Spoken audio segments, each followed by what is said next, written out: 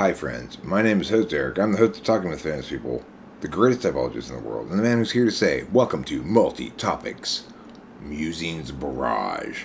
Number 1, YT Party.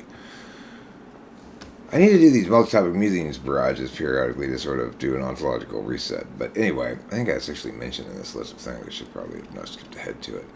YT Party. Yesterday I went to this YT party, YouTube party, in Hollywood. It wasn't a party, it was a copyright masterclass. But as far as I was concerned, it was a fancy YouTube party. And it was a great experience. It was really cool to be allowed to go to that, you know? And it's not like a whole bunch of anything happened there. The whole point of it is to make some creators feel special, right? The thing is, I've spent my life on YouTube for the last 10 years approximately. More like 8 that I was full blast, you know? So, I feel like 8 full blast years on YouTube. I think my channel says 2012, but I didn't really start uploading regularly to 2014.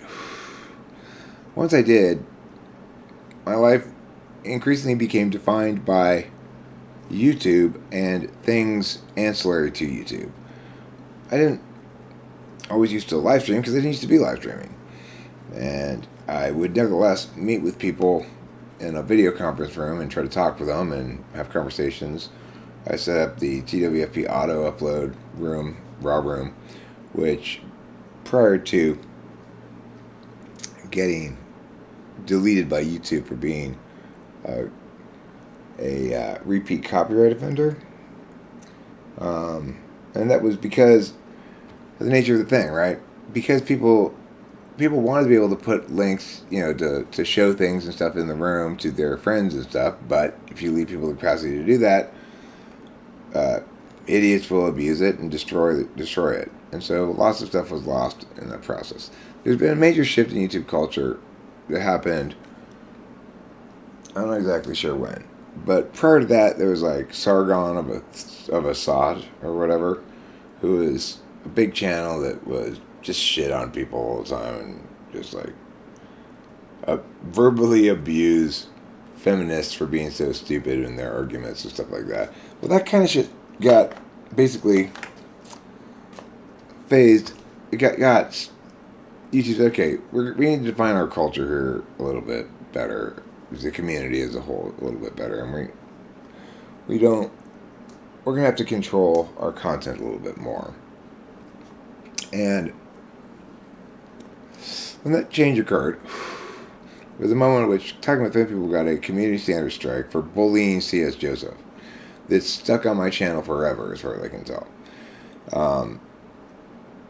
And, you know, it was in the small window of time before which YouTube had their report on your own video set up, and after the shift to, now we're going to be really strict about shit. So, Talking with Famous People, regardless of that strike, prior to that, after that, has always been an extremely slow growing channel, and I could make it grow faster by doing various things, but I don't, because ultimately YouTube is more my life than it is an activity for me. Like, I need to do this because I need to do this. I need to go through what I'm thinking about and do a map reset of sorts. So let me talk about YouTube as a corporation. People may want to talk shit about YouTube as a corporation regarding, say, freedom of expression or something. I call complete bullshit on this. YouTube is doing the best it can to balance competing directives, mandates, interests, factors, etc. I firmly believe that YouTube is absolutely committed to free expression as a general principle, but recognizes that in the post-gatekeeper age of the internet, you know,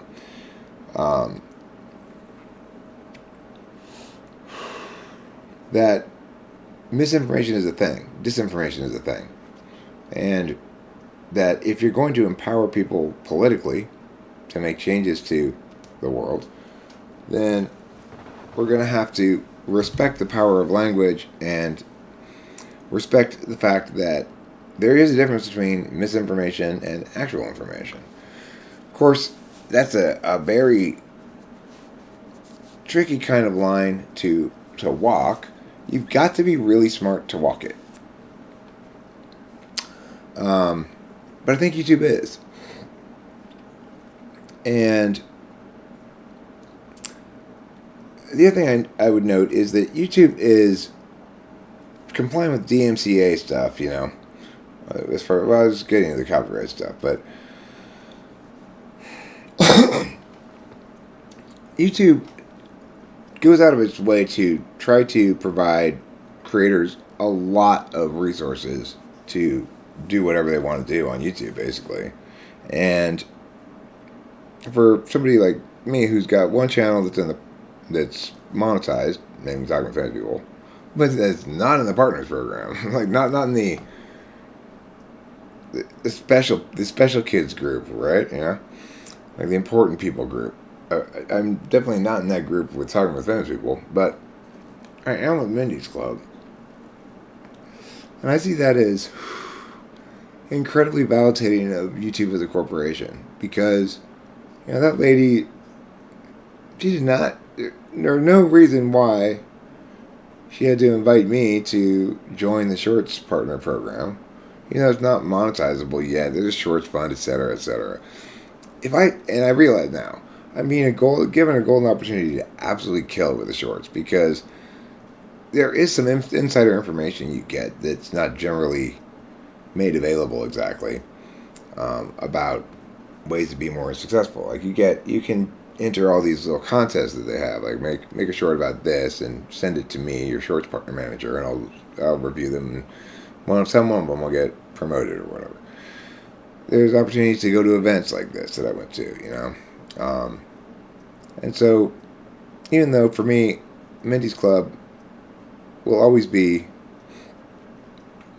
I guess, a secondary project. And I realize that that's the case because now I have all the information I need to know that I can put up as many shorts as I feel like it. It does not hurt to put them up like back to back to back to back to back at all. Doesn't make any difference. And in fact, in those communications from YouTube, from Elise, some of them highlight like these people who last month put up this many shorts or whatever. It's like 1,500 shorts in a month is considered. They're like, wow, look, they put 1,500 shorts in a month. Oh, fuck, I could do that easy. I could do that so easy. No problem. I could put up thousands and thousands of shorts. But the thing is, that's not true. It is not that easy, and it is somewhat of a problem. I'm not always feeling it, and yeah. And then when there's this additional realization that, hey, don't blow this, then all of a sudden it's like, now it's an ontological mess for me. So YouTube as cultures, what it's really doing is it's establishing all these little yeast cultures, you know. Talking with Famous People, one, all these various channels are those. And I think that YouTube does a better job of cultivating those kind of communities by far than any other social media platform by a billion miles, in my opinion. I've never engaged meaningfully with any other people on any other platform except for YouTube. Basically, more or less. I mean,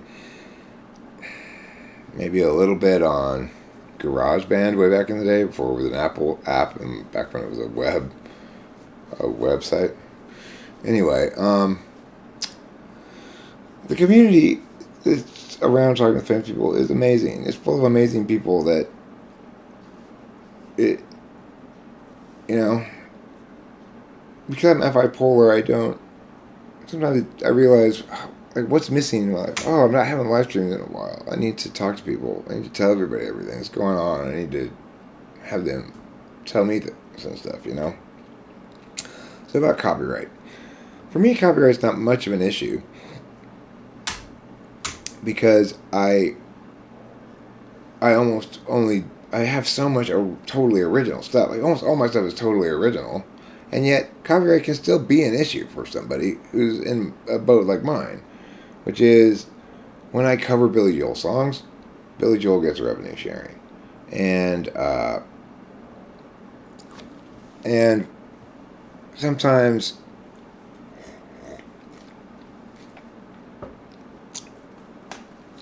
if I accidentally play a little something in the background, I'll get a copyright thing or whatever. They don't happen to be very often.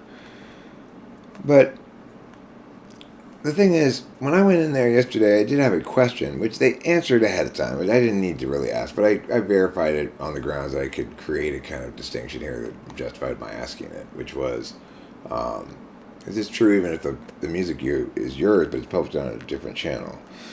So the thing is, like, my music's all copyrighted. As soon as I make it, I own the copyright, as they went over in this copyright class yesterday. And it was very easy. It's like they call it copyright master class. And everybody there seemed to think it was very dense material, or a lot of people did anyway, but it was very simple. It was just like a couple of bullet points, a couple of things here, a couple of things there. Very, very simple.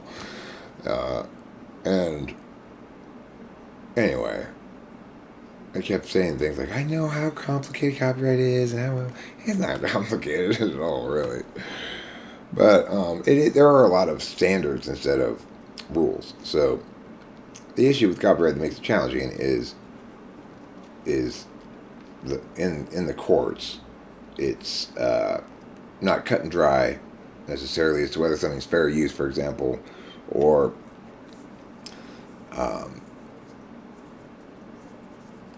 whether it's a legitimate instance of, say, citing something to comment upon it, right? And the guy explained yesterday, their copyright guy explained, the guy who came talk to us, explained that there are 4 metrics on which the standard is evaluated in the courts. How much, whether it's creative or not, various things. Anyway, like how much of the thing you take, whether you transform it, how much you transform it, and whether it's the heart of the material or some ancillary portion of the material is another factor to consider. And then the 4th one was, come on, Eric. Well, whatever. You don't get to know right now. Maybe I'll remember it later. I guess, also the commerciality of it. Whether or not it's for commercial purposes is relevant. So, I'm sorry. It was actually whether it infringes upon an existing market. So, in other words, if your work makes their copyrighted work unnecessary for people to access, like, here, I just give you all the good parts, then that's a copyright violation. That's one of the 4 considerations in the standard they apply in courts. Anyway, so the thing about copyright for me is I've got all my music published on YouTube. And I would like to have it published, like, by, say, CD Baby, which means you're formally copywriting your master recording. And then if you were really hardcore, you'd have publishing rights too, which is to say, like, you make sheet music of it and you copyright that as well. Most people don't do that second part with the sheet music because it's mostly just a way to force people who want to cover your song to license it from you. But and since most people don't really have a big problem with others covering their songs, then it's less of an issue, I don't understand why people have so much trouble with other people using their material in their media. Like, if people were to put my songs in their videos, I'd be stoked. I'd be thrilled. Of course, the issue is this, though. If you never enforce your own copyright, then that's a factor they consider as well. I mean, it's normally in trademark cases, actually, rather than copyright. But it's like, if I let a bunch of people use my shit all the time and never say anything, but then object when that guy uses it, I'm going to have a harder hill to climb to win that copyright claim. But of course, if we're just determining a thing on a factual level of do I own the copyright and was it violated, then it doesn't matter. It's just if it got to court, So for YouTube purposes, it wouldn't matter. The interesting thing about YouTube and copyright is that they've got the DMCA takedown, notice takedown thing, which is what gives you copyright strikes. And the reason you have to get copyright strikes is because it specifies that in the DMCA. And the other thing, they have Content ID is a way to avoid copyright strikes and a way to avoid punishing people for uploading things, basically. So, I was very impressed by the presentation of the various resolutional avenues available and the complexity of the situation that YouTube's dealing with and how well they're dealing with it. It's really impressive, actually. I think YouTube's doing a fantastic job. And it's not just because they invited me to that party. I always thought that. I've always said that. Even when YouTube, I would say things like, YouTube hates me. And I never said I hate YouTube. I always have loved YouTube. YouTube's fantastic. It's the best thing ever. So the reason for this for me is that I am essentially a product myself now. A typology product. I can provide actual services and do all the time to people who pay me to type them, and then I can publish their videos if they want me to or not. If they don't want me to, it's totally up to them, so I don't have any kind of privacy concerns or anything. But this channel, Talking to Famous People, is really for this purpose more than any other. For me, it's so that I can talk things out, explain my thoughts, and have somebody listen to me, even though not very many people are going to be interested in what I'm talking about. But then there's this other thing, this channel is product. So for me, Mindy's Club is a channel is product, and I try to stay pure to just be Mindy's Club on Mindy's Club and just let it be itself and nothing else. And people had always suggested to me that I do that for various things, like you should make a channel just for your music.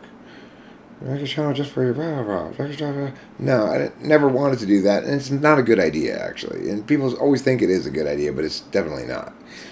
Part of the reason is it takes a long time to get a lot of subs. Not necessarily. You could be super fast. And you're saying, well, if you're really streamlining, putting up just things people really want to see, Eric, then you get a bunch of subs really fast. Well, I could do that here on Talking with Famous People, except that I guess you could point out that I'd be doing things additionally to that. But what I determined when I tried that, I tried to start a TWP music channel. But why, I quickly realized. My uploads get fewer views, and I have to build a subscriber base up from scratch. And the fact is, my subs may not be interested in my music at all, but they don't have to listen to it. And I don't upload that much music because music's hard. It takes a long time to do. For every one music video I upload hundreds of other videos probably. I don't know, maybe not hundreds, but probably. Mindy's Club deserves to be its own channel because shorts are the way they are. Because shorts are the way they are. And there are a lot of people around YouTube complaining that for certain kinds of making shorts, that you can't make it any longer than 15 seconds. I don't have a problem with that. I don't think they should increase the amount of time. I think 15 seconds is perfect. I don't think they need to make it any longer than that.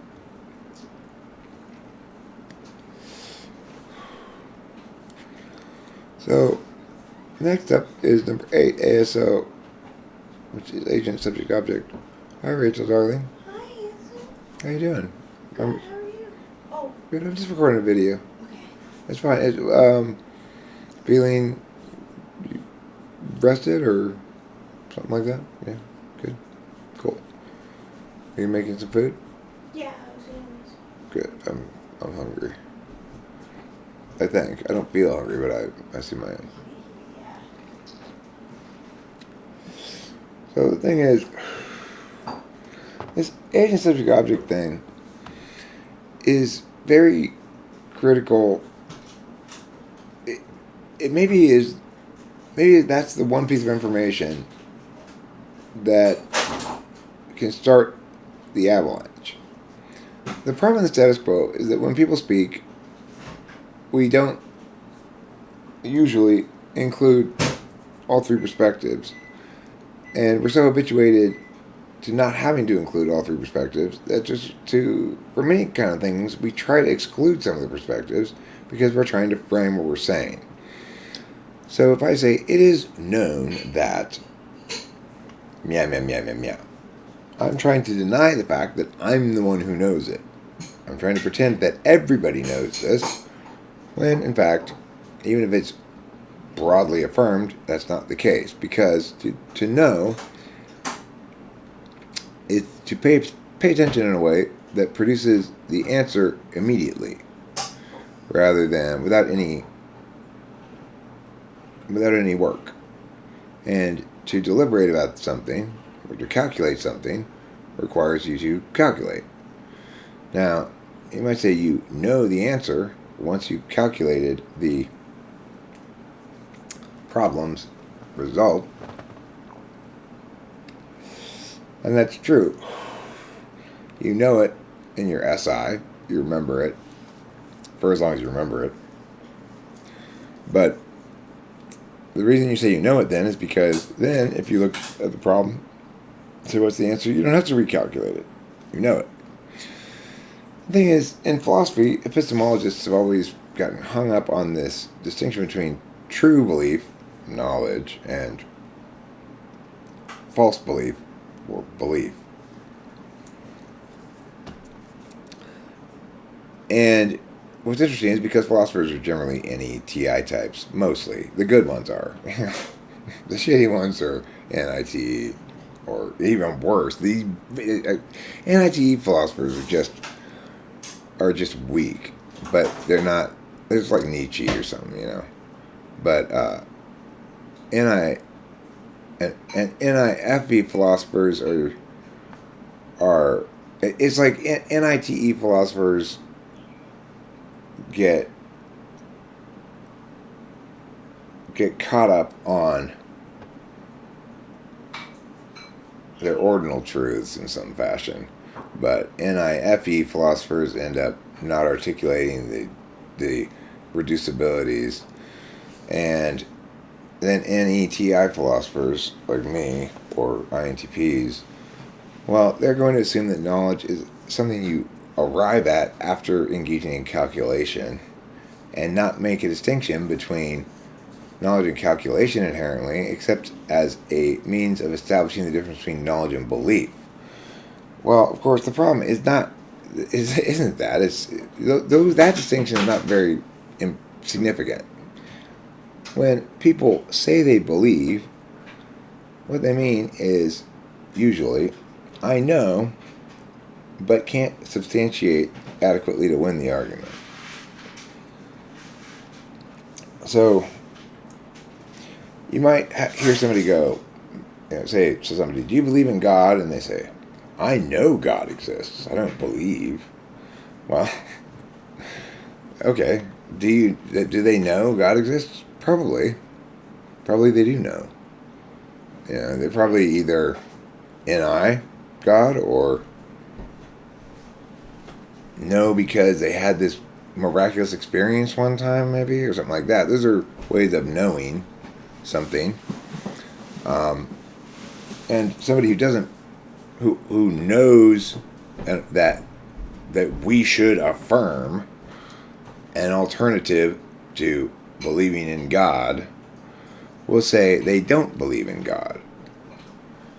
They may say that they leave the matter ambiguous, that they don't have a status determined for God, right? They might say any number of things about that. But what's notable is nobody's ever really talking about a distinction between belief and knowledge. They're arguing over what ought to be legitimized. So, if you think that typology is illegitimate in some fashion, inadequately robust in its explanation to justify affirming it the status quo standard of this is how things are, then you'll probably say, well, there's too many things you don't know, or there are too many things that require you to know. So if you're TE, you're going to say maybe, and you're critical of typology, or the way I type anyway. You might point out that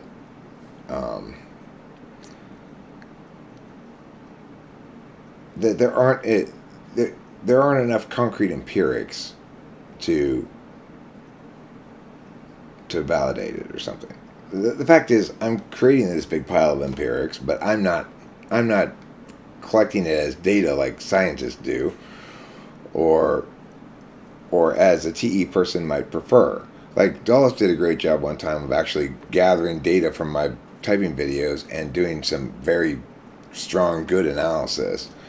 And that's what TE people can bring to the table as well. You know, it's like I'm not going to probably do that. So, but the thing is, for your NETI philosophers, the problem has simply been one of failing to recognize that knowledge and deliberation are different, not knowledge and belief. We all believe, which is to say, act as though we know it were true, act as though we don't have to decide about this matter anymore, about a myriad things. But, and it's always the case that we believe what we know to be true. It's never the case that we believe what we know to not be true. And the only instance in which we believe that for which we have no evidence, or in the face of contrary evidence, is prayer.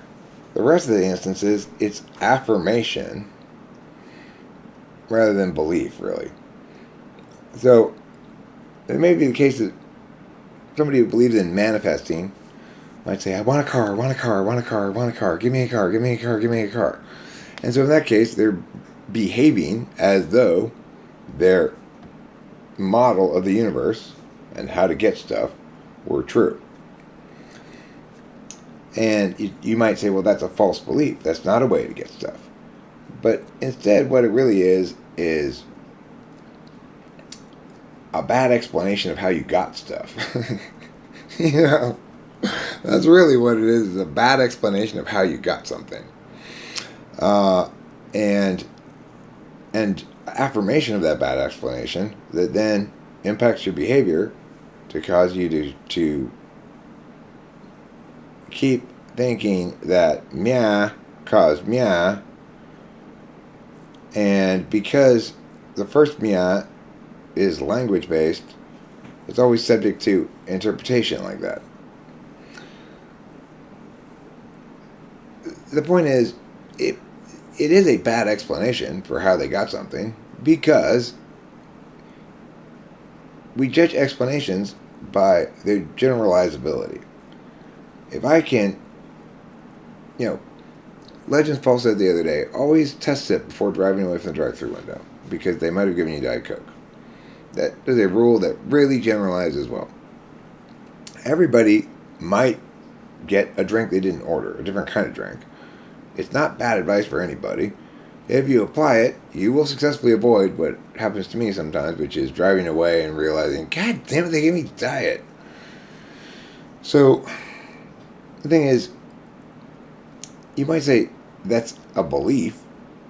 One should always test it before driving away from the drive-thru. But it's not. It's just instead a heuristic that says to avoid a problem, something happening again that's happened before that I don't like, I should adjust my behavior in this very small way, and that will prevent that problem from occurring. And if you will never find an instance in which somebody applies that and still doesn't and still drives away with the wrong drink, unless they just choose not to say anything about it, right? Okay, so the point is, people get very fussy about, quote unquote, their beliefs, and and the idea of belief and knowledge and stuff in general.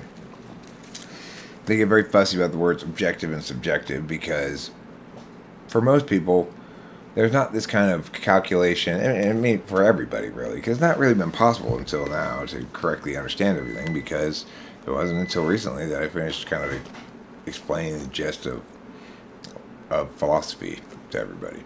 I say, Eric, you didn't just solve the world's philosophy problems. Probably not. Probably somebody else has come up with equivalent things that I'm saying right now, but I'm certainly making more of an effort to convey them than most people are. To convey them to the masses rather than just to other NETI people.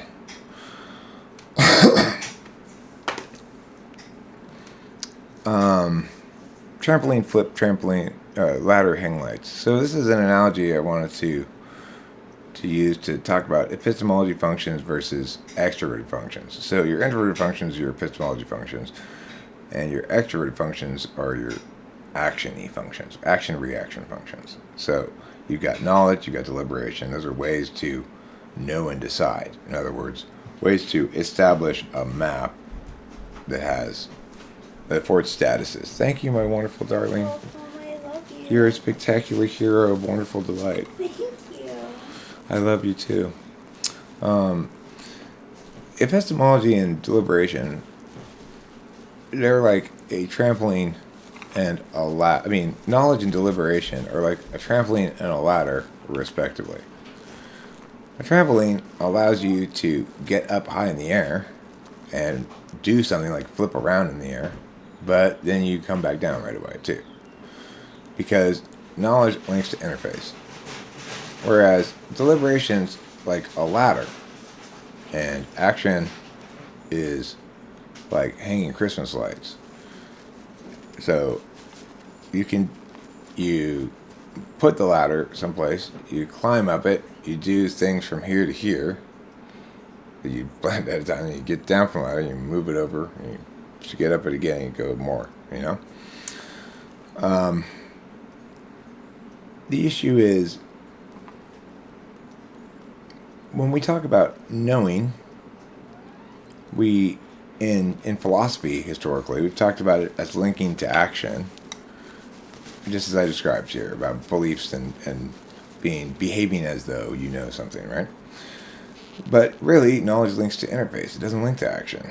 So the point is, the reason you need to know is because sometimes you can't decide. You don't have time to decide. You just have to know.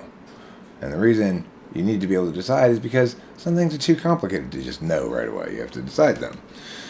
And the reason you need to be able to do flips in the air is because sometimes you're in a real-time, fluid, dynamic environment. And if you've got an intentional manner that is coordinated with that, either it's socially fluid or ordinally fluid, what you might call the logics of independent physical systems or independent non-language systems. When you're engaged in those dynamisms, then you have to be able to do a flip in the air sometimes. Now, TE is mostly about taking the dynamism and turning it into something more like a ladder hang lights by ordinating it out by a language, because language always turns everything into ladder hang lights. And FE is rather the opposite of TE. It's about taking what's already ladder hang lights and turning it into something that is more like trampoline flip. So if I'm effective in my extroverted feeling, then I'm going to make you feel good. If I'm effective in my extroverted thinking, then I'm going to make it easy for you to accomplish something. And in those two instances, it's the opposite kind of conversion. And for FE, it goes from turn-based language binary into mushy actual experience, feeling. And for TE, it goes from mushy experience, my door's not working right and I don't know why, into a set of coordinated steps that are conveyed by a language. Okay, currencies. When I say this, I put currencies here as a sort of little joke with myself because I mean things that are currently happening, not kinds of money. So I wrote this song called "The Whorishness of To Be," which expresses a lot of the problem here, and I'm certainly not the first person to engage intellectually with the idea that the verb to be is giving us problems. There have been a number of thinkers who've affirmed the idea of English prime, a form of language that, for scientific stuff anyway, that only expresses things in subject, verb, object. But the problem here is, yes, we all probably already all understood to some extent that passive voice was squealy. It was like trying to avoid attributing credit where credit's due, either credit or blame, to a subject by pretending as though there was no subject. This food was eaten. Okay, well, it naturally evokes the question, by whom? But the point is that to be is the problem. So I'm working on this song. I'm not going to play the song, but I am going to read the lyrics because this is one of the very, very few songs that started out as lyrics. And I knew it wasn't a poem. I knew it was lyrics when I was writing it too, which is like triply, doubly, quadruply unusual. The world's not really full of liars. Most people aren't deceptive, but when the truth's too hot a fire, we all get more selective. I watched the subject act upon an object with his will, observed the past now long and gone, with knowledge as a skill, and yet because my narrative itself makes up an object, and other folk can stare at it, or question to dislodge it, the entity of that event is one made out of words, for every party except me recalling what I heard.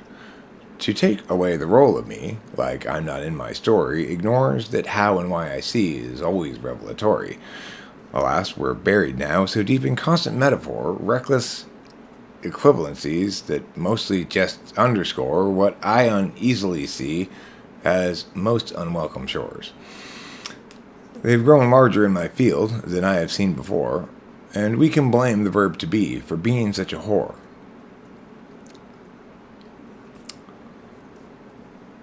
I saw or smelt or heard or felt, when I observed the subject, reached down and get that rock and pelt an object out in public. Because I sense what I observed cannot be shared directly, to be concise is to conserve one's verbiage more correctly, if that's defined in units of how much they understand. But complexity can be a cliff beyond which they can't stand. This is that, and those are these, fish or cats and goats or trees. She's becoming Congolese, as befits her being, while he's still being what he was, and still becoming, just because, being me, watching, he be like he always does. And then, alas, we're buried now, so deep in constant metaphor, reckless equivalencies mostly underscore what I uneasily see as most unwelcome shores. So, the point of that is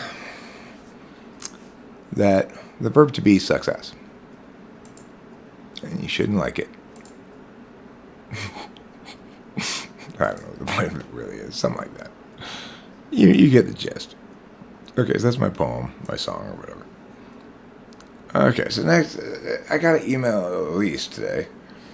And I realized this morning as I was thinking about needing to email her and what I was going to email. Oh, I'm scared of this woman.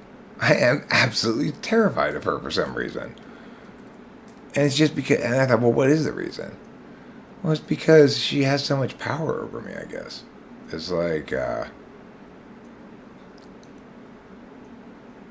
if she decides that something I send in should be promoted, then it gets promoted. And if she decides that she doesn't like me, then she kicks me out of the program. It's like, I guess that's what it is. I'm not used to feeling scared of people. I'm really unused to it. Very, very unaccustomed to it. Nobody intimidates me at all. And Elise is not an intimidating person by nature at all. But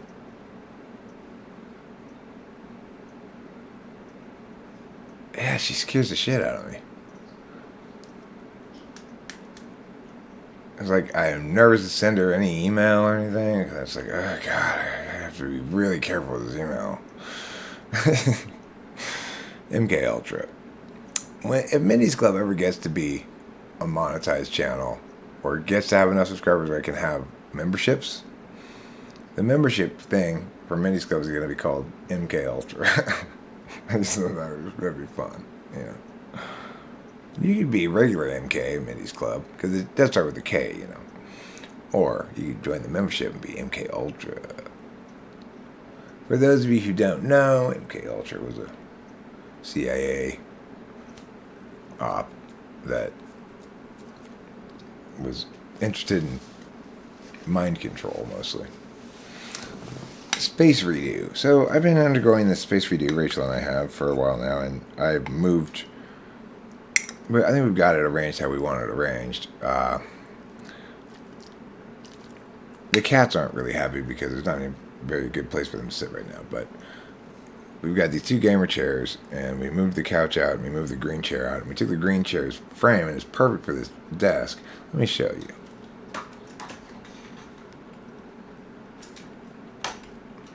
Why do that, Eric? Why are you such an idiot? It's like, why am I such an idiot? Just, for fuck's sake.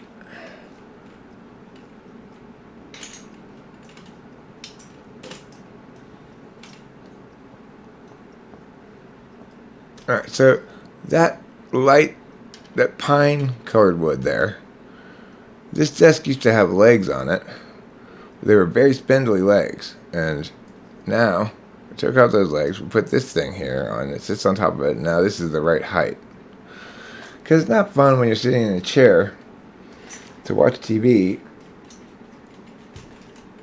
if you can't lean back in your chair, because then you have to look down like this at the TV. That's not fun. Nobody wants to do that. The space redo has been a big deal. It feels like I've been on hiatus while waiting to get the things rearranged in here. I'm still not quite done. I need to do more shit, get this stuff off the shelves and stuff. But I think we've done the primary work of it, which is I got the desk, the TV, and everything set up how I want it, and this moved over here. And I had cardboard on the inside of this, but I was using these little pins to hold it there, and I didn't like you could see the pins, so I took some pins down, and then all the cardboard fell out. So I'm gonna have to put that cardboard back in there if I want to use the filter during the day. But that's fine. I just have to fix it better next time. This is an NI reset for me. And it's trying to remind me of the big picture stuff, what matters, what's relevant, why I'm breathing and walking around today rather than just being afloat on a stream of working on something. I worked on that song for a long time. I'm still not really happy with it. It's not done as a songwriting exercise yet, but it's getting there, I think.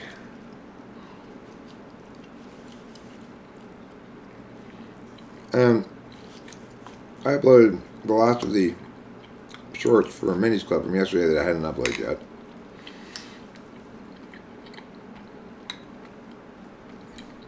I've got typing at 5:30, but I haven't checked my email yet today. And when I don't check my email, all the way when I get up till 5 o'clock in the evening, I'm being avoidant. I'm being like, I don't want to deal with my email. Because I'm scared of Elise. I know I should send an email saying, again, thank you for inviting me, but also, he said if we make any shorts while we're here, to send you links to them. Well, I don't want to inundate you with links, but I made like 10 of them or something, you know? So, should I send you all those links, or? I don't know, I guess I'll just send her one link, maybe, to like the best one or something. And I'll send you a link to the Talking with Famous People video on it as well, I guess. Well, she must know I'm affiliated with Talking with Famous People, even though she's a shorts person.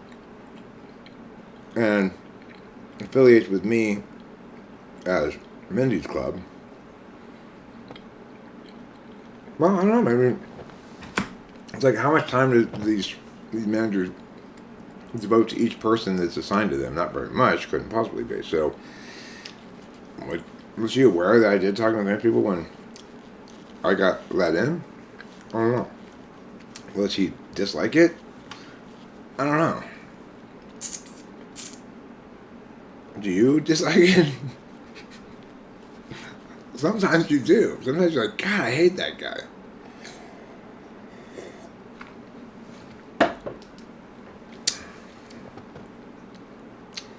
So yeah, look, most of the time when we're talking about what we know, what we simply mean is we're agreeing to affirm this, or we're agreeing this is not a point in dispute. We're treating this as an observation rather than as an argument. And that's the other thing that people always forget. None of these questions, none of these things that happen ever occur except during communication events between people.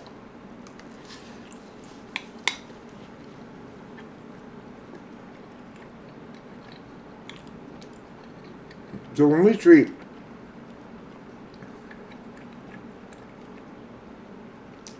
belief as an object of analysis and treat unjustified belief as a problem,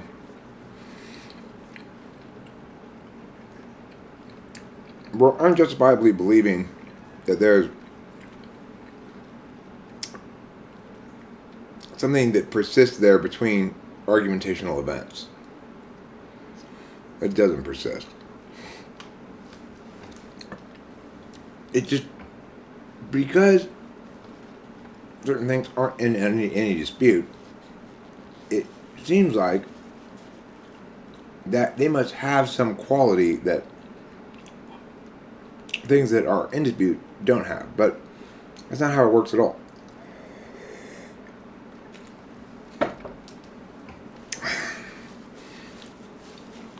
People validate each individually according to their attentional matrix, and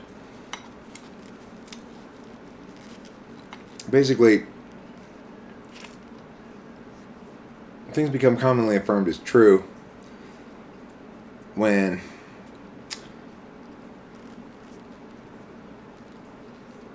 people experience things or observe things in similar ways. That's not very clear there, but I'm just going to stop. Let me leave that back like that. Typology MC. Oh yeah, that's another one of the currencies. These are things. That's right. I'm under currencies. These are things I'm currently dealing with, and thinking about. So, the typology masterclass still need to put more. I need to make another session of that.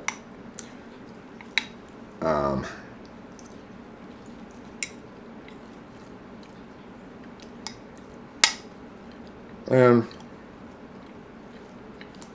I'm having this problem of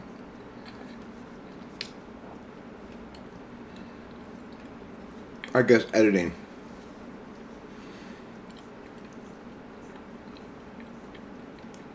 I need to get into the next stuff, and I need to get into it well, but I need to make sure I'm not getting into like a turnout, and then I cover a bunch of stuff, and then I come back out here and go this way. I don't want to do that. So,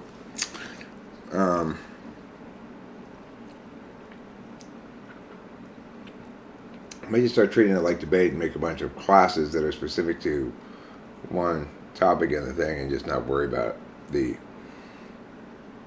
curriculum structure or architecture to the end and impose it after the fact, which is not a good thing to do generally, but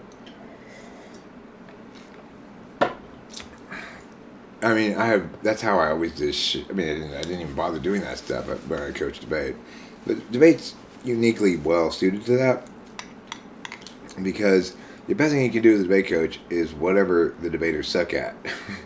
Fix that,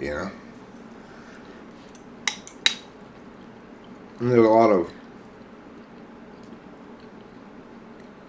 constant instruct, assess, instruct, assess, instruct, assess stuff going on in debate. But